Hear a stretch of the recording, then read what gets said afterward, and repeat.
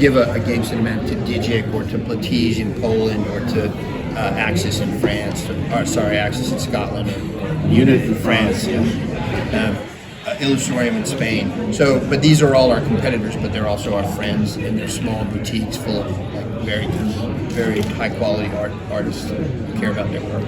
We love working with them, supporting the community.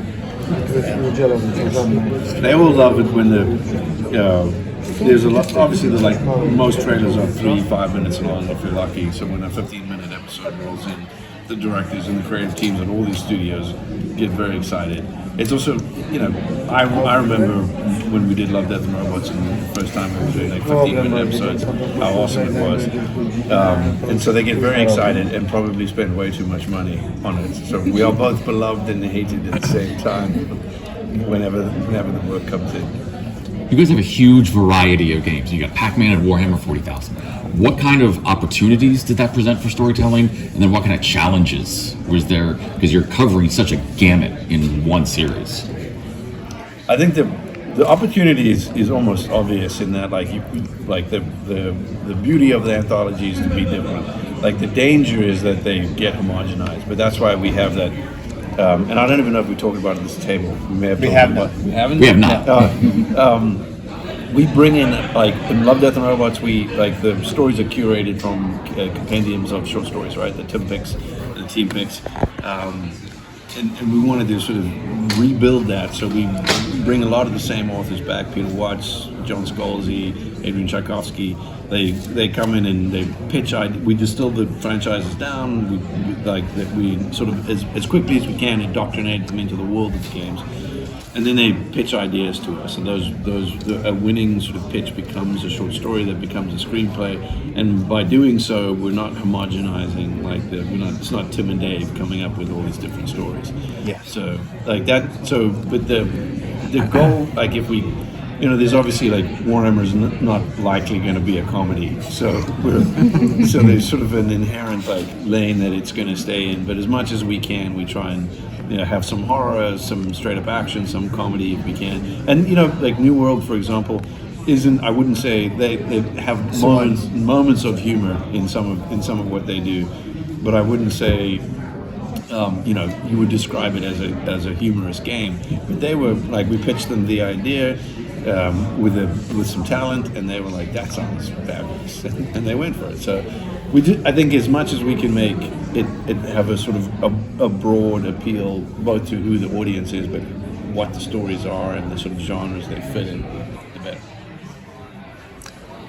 So when it came to deciding the video games that we represented in the show, what was the one franchise that gave you the biggest challenge in terms of approaching like animation, storytelling, the like?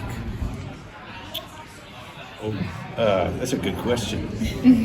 They're challenging for different reasons, right? Like Warhammer's like, what are you picking, right? Like what race, what like chapter, what like, although the chapter was easy. So huge. Yeah, it's like, so the challenge there is like, where do we start? The other ones are like Honor of Kings, for example, is in our series, and I love the folks that we work with over there. If you've ever played Honor of Kings, and I think it just came out to sort of moved over to North America, it's a fighting game like League of Legends, if you will, or whatever. But their favorite Love, Death and Robots episodes were Zima Blue and Very Pulse of the Machine, like very cerebral. And so they wanted like an episode that was like that, which was surprising to us. So so the challenge there is like, how do you take that world and create like a Black Mirror like episode for them? I think we actually got in, like one of the authors is a sort of part-time author, but she works at like the AI labs at Caltech or somewhere, and that's where the story came from. So again, like that author pool helps us. A lot of these authors work in the game industry too, like Tamsin Muir, who I love her novel, like Gideon the Ninth. She wrote the Spelunky episode, and she worked in the game industry. And so when it was actually talking to her about another project, and she said, I'm sorry, I'm missing my deadlines. I can't stop playing Spelunky. And I'm like, what is that? And then she told me about it, and then I said, maybe we should put it in secret level. And she said, I'll slit the throat of anyone who tries to get in the way of me writing episode. So you get a lot of passion from The easiest way to say it with an anthology is like they're all challenging for different reasons. Like there is, and it's kind of the beauty. There's no sort of formula you can follow to tell that story, which is awesome. It's like incredibly frustrating at times too when you're like, I fucking no idea what we're doing with the story. But you know, it's pretty. And sometimes the author came in with like a home run, and it was a sort of easy adaptation. Like The Outer Worlds was that way. Like amazing short story. Like the screenwriter. It's a great episode. Really moving. You know, others like a bit more of a meandering path, but like sometimes that meandering path ended up like with something completely unexpected, like Pac-Man. So it's different. Do you think that this series you're creating is a means of bridging maybe fans of animation who don't play games and people who may play games that might not necessarily watch different types of animation or anthologies, or animation is not for the game to progress in the story? I hope so.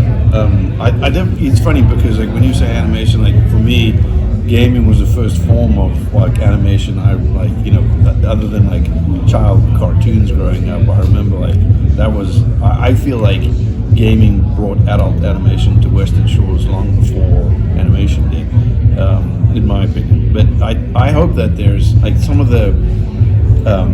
We did some sort of focus groups, and one of the questionnaires, or one of the folks who watched Warhammer was like, I didn't even realize I was watching animation until I got to this questionnaire, and it asked me like if I liked animation or not.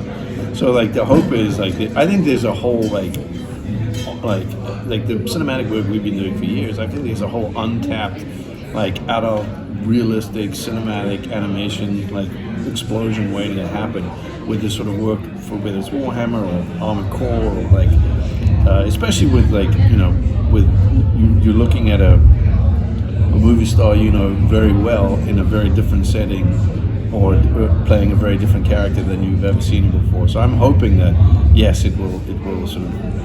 I think anybody that likes games will like this show, and it'll feel like the game experience, an extension of the game experience they love.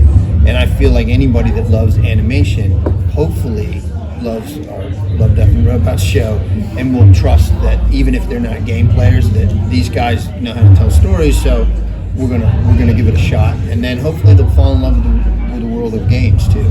Because we hope that watching the show leads to game playing, and game playing leads to watching the show. We hope there's that. Yes, and actually it couldn't be a more perfect home. Like the sort of multi-tiered ecosystem that is Amazon is pretty amazing. Like even just you can watch it in one click, you're We can render on their network. AWS network. Yeah.